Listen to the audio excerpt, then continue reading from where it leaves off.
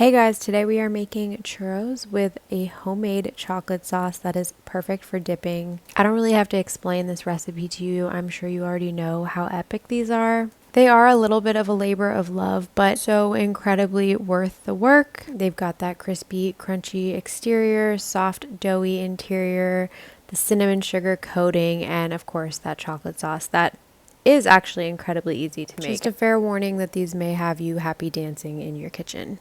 So if you're ready to get started, grab your ingredients and let's go.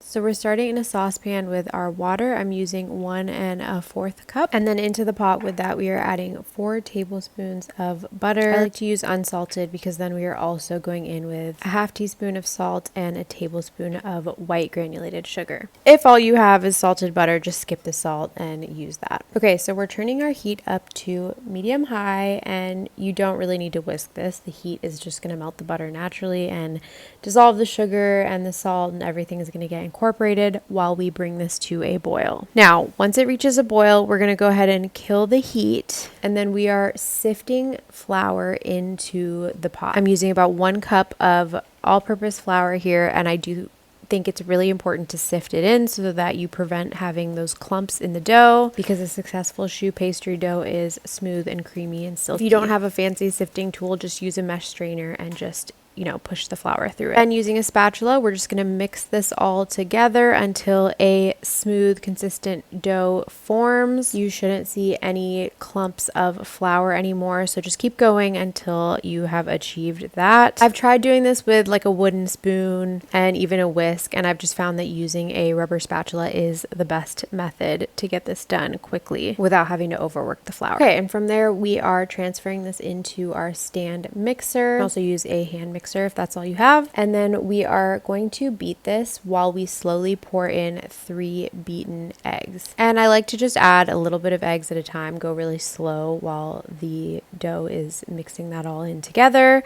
And we'll just be patient here and keep it beating until it forms a silky, kind of glossy looking dough. There shouldn't be any clumps. It should look a little something like this. And then at this point, you are ready to transfer this choux pastry dough into our piping bag. You're going to want to use a large star tip. And I do recommend using a proper piping bag, not doing a Ziploc bag or anything like that. It just helps to prevent any air bubbles in the churros. And then we're going to heat a pot with oil to 350 degrees Fahrenheit and pipe long strips of our dough into the oil. I like to use scissors just to cut it off evenly and to try and create equal sized churros, but trust me, this is not always the case. It took me several batches to get consistent lengths in my churros, so don't feel bad. They taste delicious no matter how long they are. Size does not matter here. So fry them on each side until they are golden brown, and then transfer to a paper towel lined plate. While they're frying, I like to mix together the cinnamon and sugar. I do about a 1/2 cup of sugar and a tablespoon of cinnamon, and then just let the churros sit on that paper towel lined plate for like a minute before transferring them into the sugar mixture and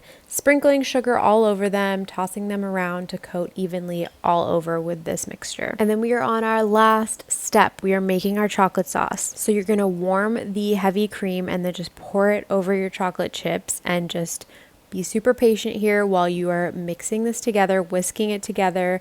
You honestly are going to be like, what the heck? This is clumpy. This is weird, but just trust the process. Keep whisking. And after a couple minutes, you're going to end up with this silky smooth, super rich chocolate sauce that is perfect for dipping. And just like that, you are all done. You're ready to enjoy these. Highly recommend inviting a few friends over and just digging into these together, or hoard them all for yourself. I'm not judging. If you give these a try, let me know what you think, and I'll see you next time.